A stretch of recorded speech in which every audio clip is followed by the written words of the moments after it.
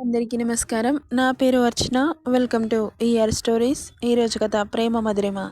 Drink చేసి కౌచ్‌లో అలాగే నిద్రపోతున్న దక్ష్‌ని చూసి, "రేయ్ దక్ష్! తినకుండా ఇలా పడుకున్నావేంట్రా? లెగు" అంటూ లేపుతుంటే అస్సలు లేవట్లేదు. మత్తుగా పడుకుండిపోయాడు. "రేయ్ లేవరా" అంటూ ఎంత లేపినా లేవకపోతుంటే అప్పుడే లోపలికొచ్చింది సుహాసిని. "ఆంటీ మీరేంటిక్కడ?" అని షాకయ్యాడు. "నా కొడుకుని పొద్దున్నుండి చూస్తున్నా. తినకుండా డ్రింక్ చేస్తున్నాడు. నా చేతులతో ఒక్క ముద్ద తినిపించి వెళ్ళిపోతాను" అని బాధగా అడుగుతుంటే ఆ తల్లి బాధ చూడలేక కళ్ళలోకి నీళ్లు చేరాయి బాలాజీకి. "సరే నేను వాడిని మెల్లగా లేపి కూర్చోబెడతాను. మీరు తినిపించండి ఆంటీ" అంటూ మత్తులో ఉన్న దక్షిని మెల్లగా కూర్చోబెట్టి, "తినిపించండి ఆంటీ" అన్నాడు చిన్నగా. ఇక సుహాసిని ఫుడ్ కలిపి దక్ష్ ముందుకు చాపింది. చేతులు వణుకుతున్నాయి. ఆమెకి కళ్ళల్లో నీళ్లూరుతున్నాయి. ఆమె వేళ్ళు అతని పెదాలకి తాకగానే ఆమె గుండె జల్లుమనింది. ఆ స్పర్శకి టక్కున కళ్ళు తెరిచాడు. ఒక్కసారిగా ఉలిక్కిపడ్డారిద్దరూ. ఎదురుగా ఉన్న సుహాసినిని చూసి తాగిందంతా దిగిపోయి కాల్చేసేలాగా చూస్తూ ఆమె చేతిని విసిరికొట్టి, "మత్తులో ఉన్నానని మచ్చిక చేసుకుందామనుకుంటున్నావా? నెవర్. ఎవరిని నమ్మినా నిన్ను మాత్రం నమ్మను. I hate you. నిన్ను చూస్తుంటే అసహ్యంగా ఉంది. నా కళ్ళ ముందు నుండి వెళ్ళిపో" అంటూ అరిచాడు. బాధగా చూస్తూ, "బాబు అలా మాట్లాడొద్దు. నేను చెప్పేది విను. నీకోసమే ఈ ప్రాణం ఇంకా ఊగిసలాడుతోంది. నిన్ను ప్రేమగా దగ్గరికి తీసుకున్న నాడు సంతృప్తి చెంది గాలిలో కలిసిపోతుంది ఈ ఆత్మ. ఒక్కసారి నా చేతి గోరుముద్ద తిను నాన్నా" అని బాధగా అడుగుతుంటే, "చెబుతుంటే అర్థం కావట్లేదా? వెళ్ళిపో ఇక్కడి నుండి" అంటూ అరిచాడు. "నువ్వెంత అరిచినా ఇక్కడి నుండి వెళ్ళను. నువ్వు మార్నింగ్ నుండి తినలేదు నాన్నా. నువ్వు తినకపోతే నేను తినను. ఏంటి ఇదో కొత్త డ్రామానా?" "లేదు నాన్న, నేను చెప్పేది నిజం." "బాలాజీ, ఆవిడ గారిని నా కళ్ళ ముందు నుండి వెళ్ళిపోమ్మని చెప్పు" అంటుంటే, "రేయ్ దక్ష్, ఒక్కసారి వినరా? పాపం ఆ తల్లి బాధ చూడు. నిజాలు తెలుసుకోరా" అంటుంటే ఇద్దరిని ఓ చూపు చూసి అతనే పడుతూ లేస్తూ వెళ్ళిపోయాడు అవతలికి. ఆరుబయట అమావాస్య చీకటిలో కూర్చొని ఏటో ఆలోచిస్తున్నాడు. చంద్రుడు లేక ఆకాశం వెలవెలబోతోంది. మార్నింగ్ నుండి దక్షిత ఇచ్చిన కాఫీ తప్ప ఏం తినలేదు దక్ష్. అలా వెళ్ళిన కొడుకుని చూసి ఏడుస్తూ అక్కడి నుండి వెళ్ళిపోయింది సుహాసిని. ఆమె బాధ చూడలేకపోయాడు బాచి. తల్లి విలువ ఎప్పుడు తెలుసుకుంటాడో ఏంటో అని నిట్టూర్చాడు. ఇక్కడ దక్ష్ ఆకాశంలో నెలరాజు లేకపోయినా చంద్రుడికి ఏం తక్కువ కాకుండా ప్రకాశిస్తున్న నక్షత్రాలని చూస్తూ ఉన్న అతని పెదాలకి ఏదో తాకగానే కళ్ళు మాత్రమే తిప్పి చూశాడు. ఎదురుగా చందమామకి ఏం తీసిపోకుండా స్వచ్ఛమైన నవ్వుతో అరవిరిసిన ముగ్ధ మనోహరమైన రూపాన్ని చూడగానే అప్పటి వరకున్న చిరాకంతా పోయి ప్రశాంతంగా మారింది. కానీ ఆమెను చంపేసేలా చూస్తూ, "ఎందుకొచ్చావ్?" అని అడిగాడు. "మీరు మార్నింగ్ నుండి తినకుండా ఎందుకు నిరాహార దీక్ష చేస్తున్నారు? అది నీకనవసరం. నా మీద పెత్తనమేంటి? తింటే తింటాను, చేస్తే చేస్తాను. అవసరం లేదు నీకు. పో ఇక్కడి నుండి." "బావా ఎందుకలా మాట్లాడుతున్నావు? బావెవడే నీకు? మర్యాదగా ఇక్కడి నుండి దొబ్బేయ్." "భలే ప్లాన్ వేసి ఊరికి రప్పించుకున్నావు. పెద్ద కిలాడి వినవో. ముందు చూసి ఏమో అనుకున్నాను. బట్ ఈ స్టోరీకి రైటర్, డైరెక్టర్, ప్రొడ్యూసర్, చివరికి యాక్టర్ కూడా నువ్వే అని ఇప్పుడే అర్థమవుతోంది. బావా ప్లీజ్, నీ కళ్ళ మీద ఉన్న నల్లటి మబ్బులని తుడిచేసేయ్. ప్లీజ్, ఎవరి మంచివారో ఎవరు చెడ్డవారో అంటుంటే, షటాప్, గో టు హెల్ అంటూ అరిచాడు. "ఎందుకెళ్ళాలి? నేను వెళ్ళను. నువ్వు తినే వరకు వెళ్ళను. మార్నింగ్ నుండి ఏం తినకుండా ఇలా డ్రింక్ చేస్తూ ఉంటే మీ ఆరోగ్యం ఏం కాను. ప్లీజ్ బావా, నువ్వు నా మీద అలిగినా పర్వాలేదు, నాతో మాట్లాడకపోయినా పర్వాలేదు. అంతేగాని తినకుండా ఉంటే మాత్రం నేను ఊరుకోను" అంటూ ముద్ద కలిపి అతని నోటి ముందుకు పెట్టగానే విసిరికొట్టాడు. ఆమె చెస్ట్ దగ్గర డ్రెస్ని గట్టిగా పట్టి దగ్గరికి లాక్కొని, "ఏంటి చనువిచ్చాను కదా అని తెగ రెచ్చిపోతున్నావు? మార్నింగ్ ఆవిడ గారిని యాక్సెప్ట్ చేస్తేనే వస్తానని నాతో శపథం చేశావు. నాకు నువ్వు కూడా వద్దు, అర్థమవుతుందా? సాఫీగా సాగిపోతున్న నా జీవితంలోకి తుఫానులా వచ్చి అల్లకల్లోలం చేశావు.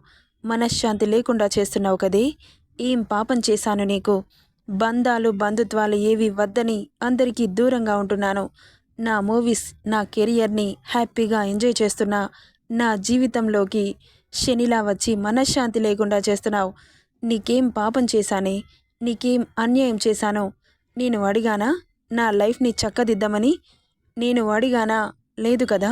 ఎందుకిలా నా ఫీలింగ్స్తో ఆడుకుంటున్నావు? నువ్వు చాలా అమాయకురాలివి అనుకున్నాను, కానీ ఒక మనసుని ఆటబొమ్మగా చేసి రాక్షసానందం పొందుతావనుకోలేదు. రాక్షసివి నువ్వు. నువ్వెన్ని చేసినా నీకోసం వచ్చాను కదా, అందుకే నీకు చులకనైపోయాను. వెళ్ళిపో డస్కీ, నా కళ్ళ ముందు నుండి వెళ్ళిపో అంటుంటే బావా అని ఏడుస్తూ గట్టిగా అతనికి కరుచుకుపోయింది. లేదు, నేను నిన్ను వదిలి వెళ్ళలేను. నువ్వంటే నాకు ప్రాణం. నువ్వు లేకుండా నేనుండలేను. నిన్ను ఒంటరివాడిని చేసి నేను బ్రతకలేను. నువ్వు బయటకి ఎంత గంభీరంగా ఉంటావో, లోపల ఎంత బాధపడుతున్నావో అర్థమవుతోంది. సారీ, రియల్లీ సారీ బావా. ఒక అమ్మాయిని రెస్పెక్ట్ లేకుండా నీ ఇష్టానికి మాట్లాడినందుకు కోపం వచ్చింది. ఎంత తిట్టినా కొట్టినా భరిస్తుంది. ఆఖరికి చంపినా కానీ తన క్యారెక్టర్ని కించపరిచే మాటలు మాట్లాడితే అస్సలు భరించలేదు. ఈ విషయం అర్థం చేసుకో. ఇన్ని రోజుల కాలంలో నేను ఎలాంటి దాన్ని, నా క్యారెక్టర్ ఎలాంటిదో నీకు తెలీదా? ఎందుకు అంత పెద్ద నింద వేశావు? నీ గుండెల మీద చెయ్యి వేసుకొని చెప్పు. ఆ రోజు రాత్రి బాగా మత్తులో ఉన్నావు. నేను ఎంత వద్దన్నా వినలేదు. నాతో కలవకపోతే చచ్చిపోతాను అని అరిచావు. నీ బాధని చూడలేక నీ మీద ప్రేమతో నీకు నా శరీరాన్ని ఇచ్చేశాను. నీకంటే నాకేది ఎక్కువ కాదు. ఆ విషయం నీకెందుకు అర్థం కావట్లేదు? నువ్వు వద్దు అనుకుంటే నీ దగ్గరికి వచ్చేదాన్ని కాదు కదా. నీ ఆస్తి, నీ పలుకుబడి నాకేం అవసరం లేదు బావా. ఈ ఊరిలో ఇంత హాయిగా బ్రతుకుతాను. అత్తయ్య మంచిది. నువ్వు పుట్టగానే ఏం జరిగిందో నీకు తెలీదు. ఒక్కసారి ఏం జరిగి ఉంటుందో అని ఎంక్వైరీ చేస్తే అన్ని నిజాలు బయటపడతాయి. ఒక తల్లి తన బిడ్డని వదులుకుంది అంటే దాని వెనక బలమైన కారణం ఉంటుంది. తన ప్రాణాలు పణంగా పెట్టి ఒక బిడ్డని కంటుంది తల్లి. అలాంటి తల్లిని అనుమానిస్తున్నావు. పురిటి నొప్పుల బాధ ఎలా ఉంటుందో నీకు తెలీదు. తెలిస్తే ఇలా మాట్లాడేవాడివి కాదు అంటూ కన్నీరు అతని షర్టుని తడుపుతుంటే శిలలా మారిపోయాడు. కానీ ఒక్క మాట కూడా మాట్లాడలేదు దక్ష్. చాలాసేపటి నుండి సైలెంట్గా ఉన్న దక్షిని చూసి బావా అని పిలిచింది. అతని చుబ్బకం పట్టి ఊపుతూ మాట్లాడవేంటి అంటుంటే నన్ను కాసేపు వదిలే. బావా ప్లీజ్, నేను చెప్పేది విను. సరే, అర్థం చేసుకోకపోయినా పర్వాలేదు, కానీ మార్నింగ్ నుండి ఏం తినలేదు, తిను బావా అని ముద్దని కలిపి అతని నోటి ముందు పెట్టింది. నాకొద్దని చెప్పాను కదా, వెళ్ళిపో. వెళ్తాను, తప్పకుండా వెళ్తాను. నువ్వు తింటే వెళ్తాను. నాకొద్దు. రానని చెప్పావు కదే. నేను ఎలా పోతే నీకే? ఇప్పుడు వచ్చాను కదా బావా. డస్కీ, నాటకాలు ఆడకుండా వెళ్ళిపో ఇక్క నుండి అంటుంటే సరే వెళ్ళిపోతాను. నేను కూడా మార్నింగ్ నుండి తినలేదు. చాలా అలసటగా ఉంది. ఇప్పుడు కూడా తినకపోతే అంటూనే కళ్ళు తిరిగి అతని ఒడిలో స్పృహ తప్పి పడిపోయింది డస్కీ. డస్కీ అని కంగారుగా పిలిచాడు. అతని పిలుపు కంగారుగా వినిపించడంతో బాలాజీ పరిగెత్తుకుంటూ వచ్చాడు. ఏమైందిరా అతనికి? కాల్ ది డాక్టర్ అంటూ అరుస్తుంటే ఇక్కడ డాక్టర్స్ ఉండర్రా, పక్కూరికెళ్ళాలి. వాట్? డాక్టర్స్ ఉండకపోవడం ఏంటి? అవునరా, ఇది చిన్న పల్లెటూరు కదా, ఇక్కడ డాక్టర్స్ ఉండరు. You idiot. మనుషులు ట్రీట్మెంట్ అందక చచ్చిపోవాలా? మరేం చేస్తారా? ఓ గాడ్. డస్కీ, లెగవే అంటూ తన బుగ్గ మీద చేయి పెట్టి తడుతుంటే లేవట్లేదు దక్షిత. ఆమెను గుండెలకి అదుముకుంటూ బాలాజీ చేతిలో ఉన్న వాటర్ బాటిల్ లాక్కొని ఫేస్పై నీళ్లు చల్లాడు.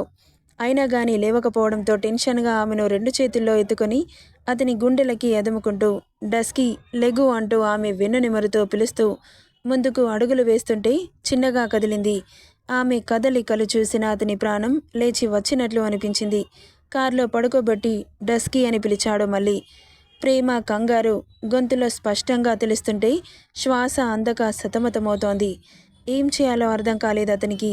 ఇక వెంటనే అతని శ్వాసని ఆమెకు ఆయువుగా పోయాలని ఆమె పెదాలని అందుకొని అతని ఊపిరిని ఆమెకు అందిస్తుంటే ఆక్సిజన్ లెవెల్స్ కంట్రోల్లోకి వచ్చి అప్పుడు నార్మల్ అయింది దక్షిత. ఇక అతని మెడ చుట్టూ చేయి వేసి లతలా అల్లుకుపోయింది. ఆమె కౌగిట్లో ఊపిరి పీల్చుకున్నాడు దక్ష్. అతని మోముని దోసిట్లోకి తీసుకొని నుదుటి మీద కిస్ చేసింది. ఎప్పుడైతే అక్కడ పెదవులు తాకాయో అప్పుడే ఒక ట్రాన్స్లోకి వెళ్ళిపోయాడు. ఏదో తెలియని పులకింత అతనిలో. మొదటిసారి ఆ ఫీలింగ్ని ఎక్స్పీరియన్స్ చేస్తున్న దక్ష్ అతని ఒళ్ళు పులకరించి అలా ఎంతసేపు కళ్ళు మూసుకొని ఆ ఫీల్ని అనుభూతి చెందాడో అతనికే తెలీదు.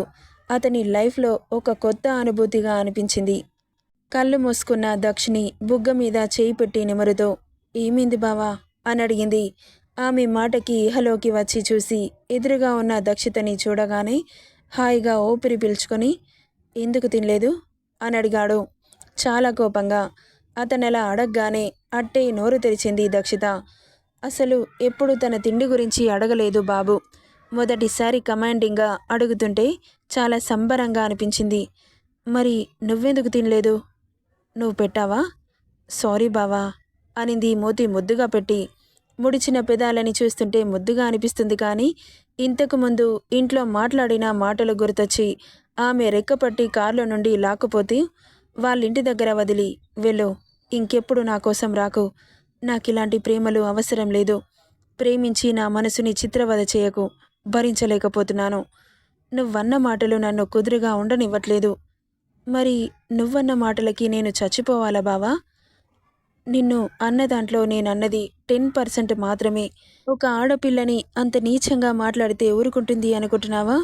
నేను కాబట్టి, నువ్వంటే పిచ్చి కాబట్టి నీ మాటలని ఇగ్నోర్ చేశాను. నిజం చెప్పు బావా, నేను వేరే మగాడితో పడుకొని కడుపు తెచ్చుకున్నానని అనుకుంటున్నావా అంటుంటే అప్పటి వరకు కూల్గా ఉన్న దక్ష్ కల్లో ఒక్కసారిగా రౌద్రంగా మారి ఆమె బుగ్గలు అతని చేతిలో చికాయి. చంపేస్తా, అలాంటి మాటలు మాట్లాడితే నిన్ను చంపి నేను చేస్తా అనగానే ఆమె కళ్ళు కాకరపొత్తుల్లా మెరిసిపోయాయి. నిజంగా నేను తప్పు చేయలేదని నువ్వు నమ్ముతున్నావా బావా? నా కడుపులో పెరుగుతున్న బిడ్డకి నువ్వే తండ్రివని నీకు తెలుసా అన్న మాట పూర్తి కాకముందే ఆమెను హత్తుకున్నాడు దక్ష్. నెక్స్ట్ పార్ట్లో ఏం జరుగుతుందో చూద్దాం. ఈ స్టోరీ ఎలా ఉందో కామెంట్ చేయండి guys. Thank you for listening.